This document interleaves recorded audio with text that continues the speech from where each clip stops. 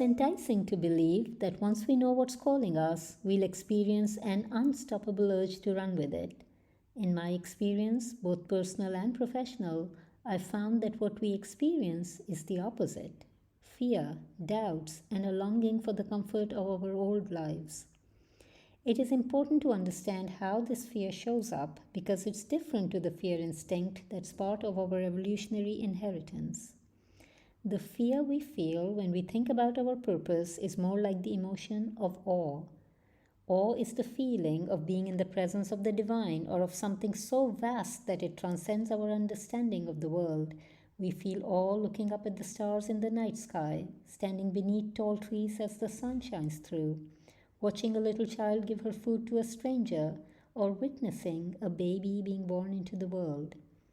We feel the same emotion when we see something in us that takes our breath away, but instead of experiencing the wonder and curiosity that is commonly associated with awe, many of us experience awe's lesser known effect: dread.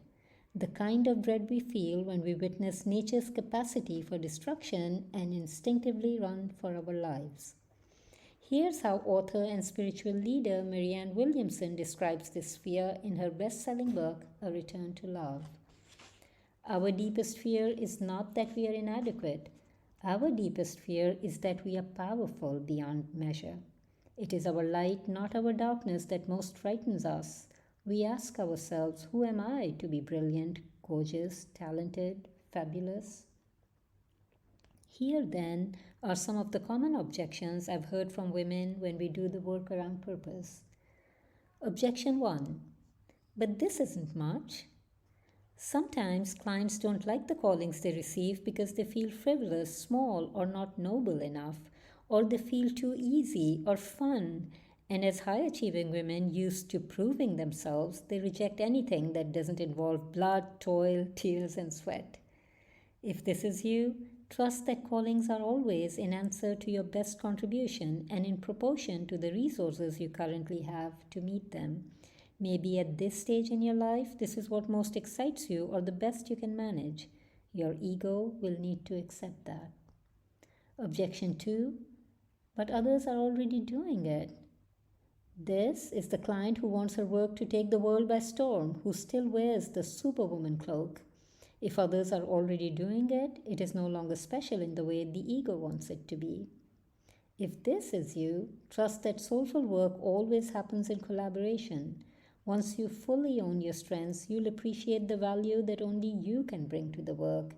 The others are not threats, but kindred spirits on a common journey who can help augment the work so it has an even bigger impact in the world. Objection 3: me? But I'm so flawed myself. A personal attack is the inner critic's favorite way of shutting us down, and it usually works because we all have flaws and weaknesses. When we do not accept these flaws as part of being human, it's easy to turn away from the calling. If this is you, trust that callings come our way to stretch us, to heal us, and to help us grow and become a better version of ourselves. Personal growth is like an asymptote. You'll keep moving closer and closer to your ideal, but the work is never fully done. Objection 4: but I don't have the skills. This is similar to the previous objection, except it's directed at competence. Again, some of it may be true, but when we are trying to prove ourselves through our competence, we keep gathering more and more qualifications instead of actually doing the work. If this is you, trust that you likely have all the qualifications you need to begin. You may need more down the road, but before you enroll in a certification program or a 2-year degree, listen for enough real evidence that you need to do so. Callings come to us for many reasons, and having the right qualifications is just one of them. Objection 5: but I'm not ready. Another version of the same objection. This is the all-time favorite of the perfectionist and keeps us in perpetual waiting mode. We keep planning and strategizing and making sure everything is perfect before we begin. If this is you, trust that you are more ready than you feel. Put the incomplete course out there. press publish on your blog, reach out to the TEDx organizers, or apply for that job that excites you. Begin before you feel ready, because planning is never a substitute for the learning that happens along the way. Objection 6. But my kids will suffer. Yet another version of the previous objections. This one hits the mom guilt nerve, which is always vigilant for signs we've messed our kids up in some way.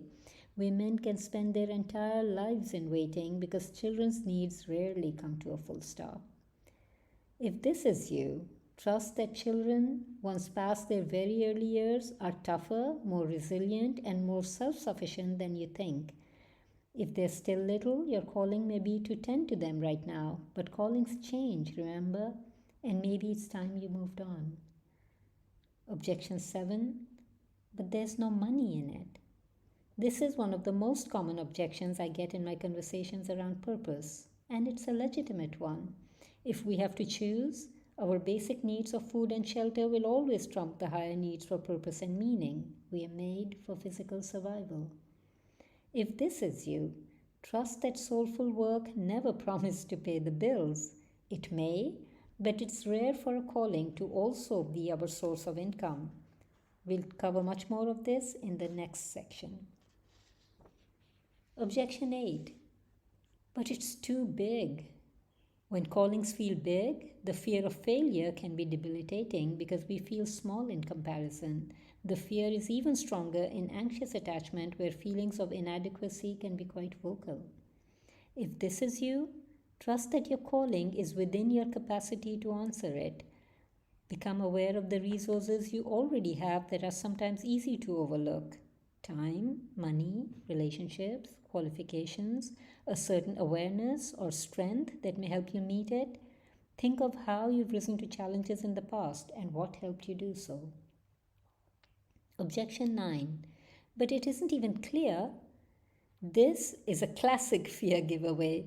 Fear can't deal with ambiguity and uncertainty because it doesn't have rules for them.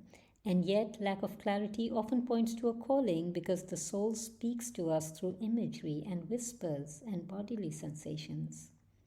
If this is you, trust that the search for clarity is the search for safety. And when there's nothing to fear but fear itself, you need to listen to the gentle stirrings of your heart. The clarity you seek will emerge in the process of honoring your calling. Objection 10. But mom won't approve. Of course, the approval card. If it isn't mom, it's friends, family, kids, or a partner, or it could be colleagues or society at large. One of my dentist clients felt a real call to pivot to a coaching career but kept obsessing about what others would think. How do I tell people I'm starting a coaching business? They'll think I've wasted my qualifications. If this is you, trust that the only people you need to consider in your calling are the recipients of your work, not your mom or friends or online followers, not how it will look on your resume or your social media profile. Their input, however well meant, is disconnected with your soul.